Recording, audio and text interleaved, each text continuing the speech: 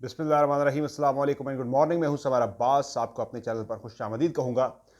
नाज़रीन, एक तो हम बात करें आज की वीडियो में अली मीन गन्नापुर की कल जो इमरान खान से मुलाकात हुई है, उसमें क्या तय पाया है। अली मीन गन्नापुर की इस मुलाकात का ख़ास मकसद क्या था, आपसे कुछ डिटेल शेयर करेंगे।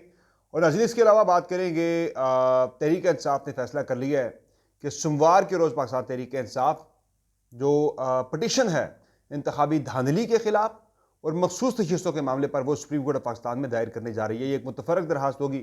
और इसके अलावा पाकिस्तान तहरीक इंसाफ के जैन कुरैशी तो कह रहे हैं भाई अब मुफाहमत के लिए तैयार है, लेकिन मशरूत आम आदमी तहरीक इंसाफ ने जाहिर कर दी है मुफाहमत के लिए, लेकिन वो शराइत बड़ी इंपॉर्टेंट हैं, उस पर मैं आगे चल के बात करूँगा।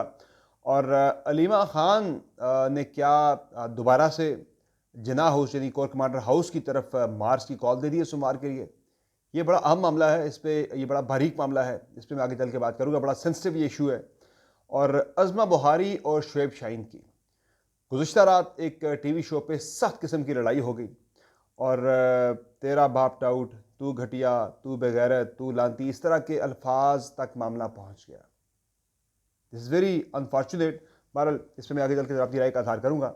और अच्छी एक चीज़ हुई है सियासत के अंदर, इस तल्ख सियासी माहौल के अंदर, वो ये हुई है कि मरीम नवाज़ जो हैं वो मलिका बुखारी की मदद के लिए मैदान में आ गई।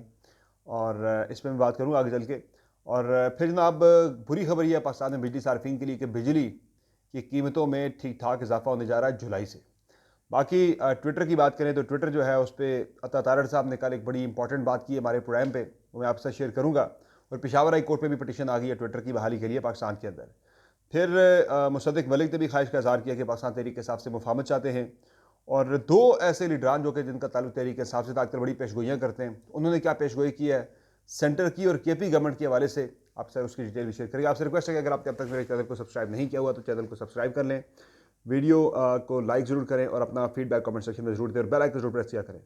अच्छा जनाब, ये जो मामला है अली बिन गन्नापुर की मुलाकात का खान साहब के साथ, इस मुलाकात का बड़ा ख़ास मकसद था, बड़ा ख़ास एजेंडा था। एक हफ़्ते में ये दूसरी मुलाकात हो रही है, बल्कि ये 2 हफ़्तों में दूसरी मुलाकात हो रही है। और कल ही आपने खान साहब का बयान देखा था कि अली बिन गन्नापुर की जो मुलाकात हुई शहबाज शरीफ के साथ, उस पर खान साहब ने ज़रा नाराज़गी का इजहार किया। भाई वो तस्वीर नहीं खिंचवानी चाहिए थी गन्नापुर साहब को शहबाज शरीफ साहब के साथ मुलाकात में। तो हम अब कल दोबारा मुलाकात हुई है कल रात, और आधे घंटे की 30 मिनट की मुलाकात हुई है। और कॉन्फ्रेंस रूम जो है यानी कि जो उसमें ये मुलाकात हुई है अली बिन गन्नापुर की इमरान खान साहब के साथ। और इस मुलाकात में एक तो इत्तलात ये आ रही है जनाब कि अली बिन गन्नापुर ने कुछ अहम पैगामात, कुछ इंतहाई अहम पैगामात जो हैं वो खान साहब तक पहुँचाए हैं। एक और यानी कि मुफाहमत की एक नई कोशिश हो रही है, शुरू हो रही है, एक नया चैप्टर शुरू हो रहा है मुफाहमत का। और उस मुफाहमत के नए चैप्टर के आगाज़ के लिए कुछ पैगामात जो हैं वो खान साहब के लिए भेजे गए हैं, फ्रेश पैगामात। वो पैगामात जो हैं वो अली बिन गन्नापुर खान साहब तक लेकर पहुँचे हैं। लेकिन इससे पहले भी जितनी भी ऑफ़र्स खान साहब को मिली हैं, उन सब को ही इमरान खान ने रिजेक्ट किया है, किसी ऑफ़र को भी उन्होंने एक्सेप्ट नहीं किया। तो अब भी जो है वो मुझे लगता नहीं है कि खान साहब किसी ऑफ़र को एक्सेप्ट करें, माँ सिवाय कि वो जो तहरीक इंसाफ ने एक मशरूत आमादगी ज़ाहिर की हुई है मुफाहमत के लिए, उस पर जो है कोई एग्री करे या मान जाए। कल फिर इस पर बात हुई थी। जैन कुरैशी जो कि पाकिस्तान तहरीक इंसाफ के पार्लिमानी लीडर हैं, उन्होंने भी बात की भाई हम मुफाहमत के लिए तैयार हैं, लेकिन कुछ शराइत हैं उसके लिए। तहरीक इंसाफ पहले ही मुफाहमत के लिए मशरूत आमादगी ज़ाहिर कर चुकी हुई है, लेकिन मुफाहमत के लिए तहरीक इंसाफ की जो शराइत है वो बड़ी सख्त हैं, बड़ी कड़ी शराइत हैं। एक तो वो कहते हैं भाई कि जो इलेक्शन में हमारा मैंडेट चोरी किया गया है उसका ऑडिट होना चाहिए, चूँकि खान साहब के बकौल उनकी नज़र में ये मैंडेट को चुराना आर्टिकल 6 पे लगता है, ये जो है आइन की खिलाफ वर्जी है, आइन तोड़ने के बराबर है। और दूसरा इस पर खान साहब ने कहा, ये भी कहा भाई आपके घर में अगर चोरी या ढाका हो जाए तो क्या आप खामोश होकर बैठ जाएंगे। उन्होंने कहा हमारा मैंडेट चोरी हुआ है, हम कैसे खामोश होकर बैठ जाएँ, कैसे चुप करके बैठ जाएँ। तो पहली जो तरीके साहब की शर्त है वो है जी हमारे मैंडेट चोरी हमारी वापस की जाए। और इस पर यानी कि वो कह रहे हैं कोई जुडिशल कमीशन बनाया जाए या कोई प्रॉपर इसकी तहकीकात की जाए। 4 हल्कों की ऑफर खान साहब ऑलरेडी दे चुके हैं कि मियाँ नवाज शरीफ वाला हल्का, सलमान अकरम राजा वाला हल्का, पेशावर से जो हल्का है इनका नूर आलम खान वाला, और इस्लामाबाद के 3 हल्कों में से कोई भी हल्का। तो उस पर नून लीग जो है वो लगता है हिचकिचा इसीलिए रही है कि खान साहब ने 130 का भी कह दिया, जहाँ से मियाँ नवाज शरीफ साहब कामयाब हुए थे। तो इसलिए नून लीग ज़रा इस ऑफ़र को मानने में ज़रा हिचकिचा रही है। मे भी हल्कों पे ऊपर नीचे बात होके शायद आगे चल के मना लिया जाए, किसी पार्लिमानी कमीशन पे शायद नून लीग मान जाए। जुडिशल कमीशन पे नून लीग कभी भी नहीं मानेगी। जिस तरह से आपने देखा फॉर्म 45 अपलोड हुए थे जो इलेक्शन कमीशन की वेबसाइट के ऊपर, वो बड़ा वाज़ेह था कि फॉर्जरी करके, टैंपरिंग करके तरीके साहब को ये इलेक्शन हराया गया, वरना तरीके साहब ये इलेक्शन जीत चुकी थी।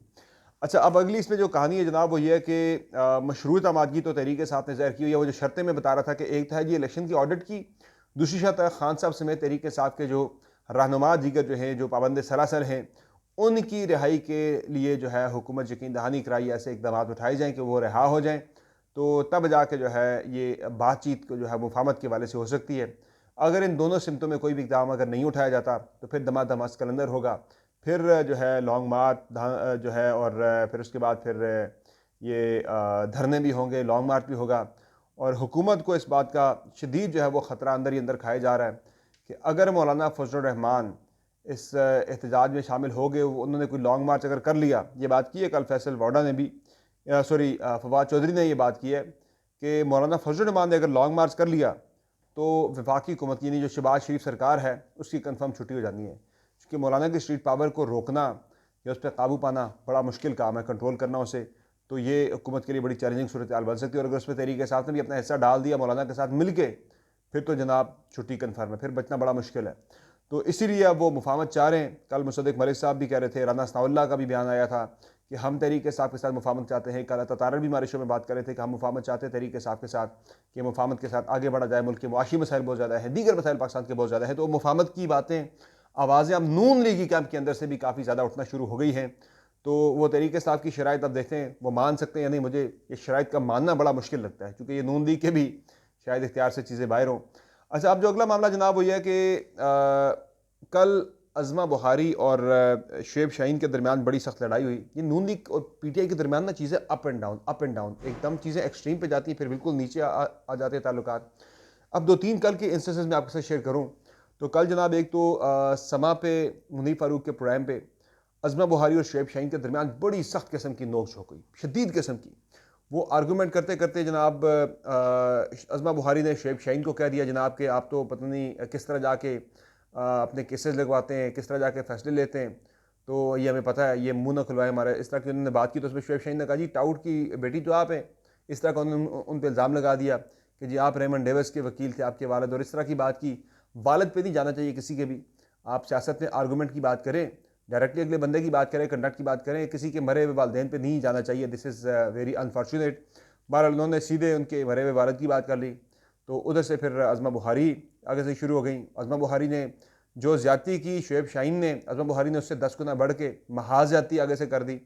और शदीद किस्म की बदतहज़ीबी जो है इस प्रोग्राम में देखने को मिली।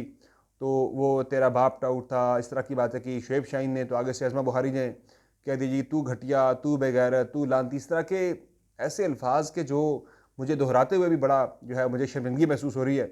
लेकिन ज़ाहिर एक कॉन्टेक्स्ट बताना बड़ा ज़रूरी है कि इस नहज तक मामला कल चले गए थे।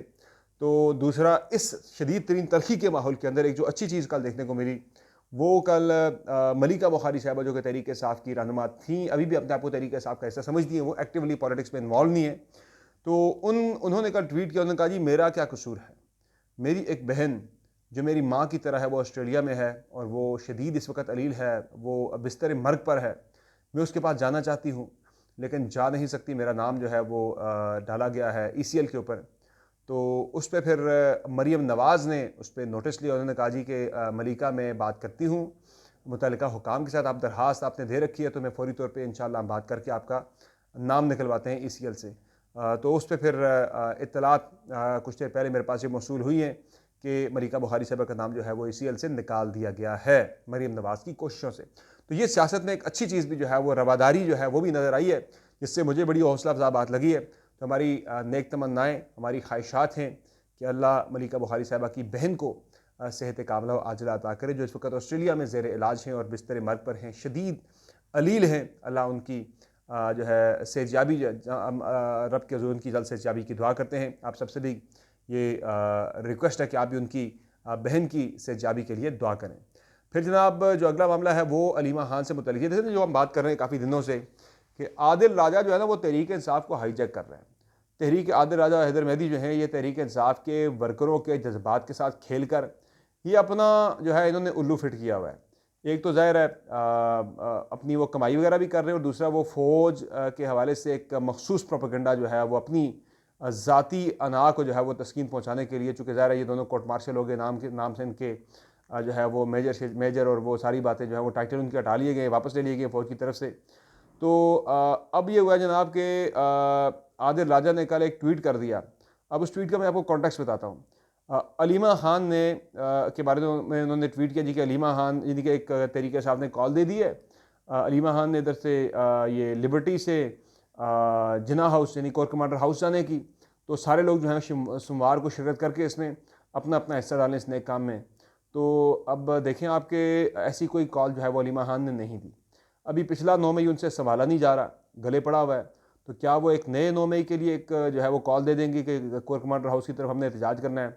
अलीमा खान ने कहा यह था, एक बयान दिया था, एक उन्होंने प्रपोजल दिया था अदालत में कि अगर FIA के लोगों को समझ नहीं आ रही, केस समझ नहीं आ रहा, तो वो आए हमारे साथ, हम उन्हें अपने साथ लेके चलते हैं और पहले उन्हें अब लिबर्टी लेकर जाएंगे, लिबर्टी से फिर अस्करी टावर लेकर जाएंगे, वहाँ से फिर उन्हें हम नून लीग के जिस दफ्तर को जलाने का हमारे ऊपर इल्ज़ाम है वो दिखाएंगे, वहाँ से फिर हम उन्हें कोर कमांडर हाउस की तरफ लेकर चले जाएंगे। उन्होंने कहा ये अगर IO को, जब तफ्तीशी अफसर उससे अगर ये मामला समझ नहीं आ रहा, तो उसे समझाने के लिए हम उसे साथ ले जाएंगे सारे रूट के ऊपर कि ये कैसे सारा कुछ हुआ था। तो इस चीज़ को आदिल राजा ने बिल्कुल 180 डिग्री का ट्विस्ट देते हुए इस मामले को उन्होंने कहा जी कि सोमवार को तहरीक इंसाफ कर रही है एहतजाज, सोमवार को ये लोग जा रहे हैं कोर कमांडर हाउस की तरफ लिबर्टी से, तो सारे लोग लिबर्टी पहुंचे और अपना हिस्सा डालें। ये जनाब इसमें इससे यानी कि उस पर फिर शानाना गुलजार ने भी कल इस चीज़ को मेंशन किया भाई कि ये देखें किस तरह से ये लोग जो हैं तहरीक इंसाफ के प्लेटफॉर्म को, तहरीक इंसाफ के वर्कर के जज्बात के साथ खेल के अपना उल्लू सीधा करने के चक्कर में और हमारे जो मामला ख़राब करने के चक्कर में।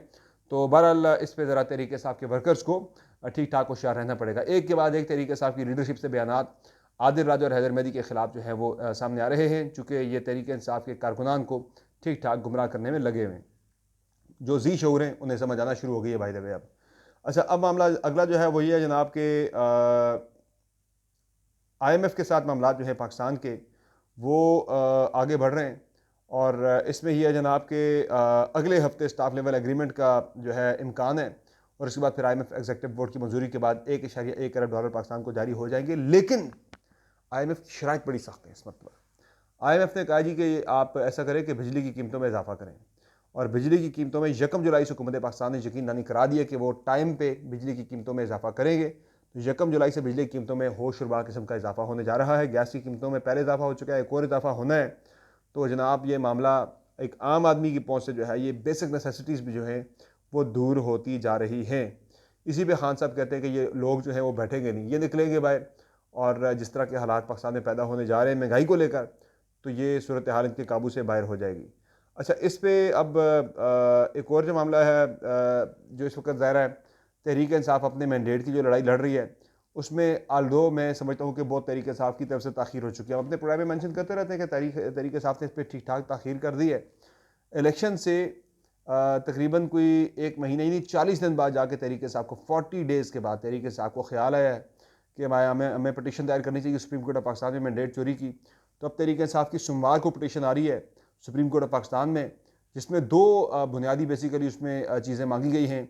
एक धांधली के खिलाफ जो है तहरीक इंसाफ की पटिशन है कि जो धांधली में तहरीक इंसाफ का मैंडेट छीना गया है, और दूसरा मखसूस नशिस्तों के बारे से तहरीक इंसाफ ये पटिशन दायर करने जा रही है। तो it's going to be very interesting case, चूँकि सुप्रीम कोर्ट ऑफ पाकिस्तान में जो वजह नज़र आती है इसकी मुमकिन तौर पर जो मैंने आपको पिछले हफ्ते बताई भी थी कि शायद तहरीक इंसाफ इंतज़ार कर रही थी जस्टिस सरदार तारिक मसूद के रिटायर होने का, कि वो रिटायर हो जाएं, जस्टिस मुनीब फारूक एलिवेट होकर 3 रुकनी कमेटी में आ जाएं जो प्रैक्टिस एंड प्रोसीजर बिल के तहत बेंचेस की तश्कील के बारे से फैसले करती है। फिर कोई मामला अगर 184 के तहत फंडामेंटल राइट का अगर टेकअप होना है सुप्रीम कोर्ट ऑफ पाकिस्तान की तरफ से, उसका फैसला भी जो है ये 3 रुकनी कमेटी करती है। तो शायद मुनीब अख्तर साहब की इस कमेटी में आने का तहरीक इंसाफ इंतज़ार कर रही थी, वो आ चुके हैं। तो अब तहरीक इंसाफ की पटिशन भी आ रही है सोमवार को। बाकी ट्विटर की बंदिश के हवाले से जनाब मामला ये है कि पेशावर हाई कोर्ट में एक पटिशन आ चुकी है और ट्विटर अभी तक बंद है पाकिस्तान के अंदर। 1 महीना पूरा आज ट्विटर की बंदिश को हो चुका है पाकिस्तान के अंदर। और इस पर कल मेरे प्रोग्राम में आता तारड़ साहब थे, उनसे मैंने पूछा, मैंने कहा ट्विटर आप क्यों ऑन नहीं कर रहे? आप लोगों की जो सिक्रेसी है, जो उनकी प्राइवेसी है, आप उसे कर रहे हैं कॉम्प्रोमाइज़। लोग VPN लगा के ट्विटर यूज़ करने पे जो है मजबूर हैं।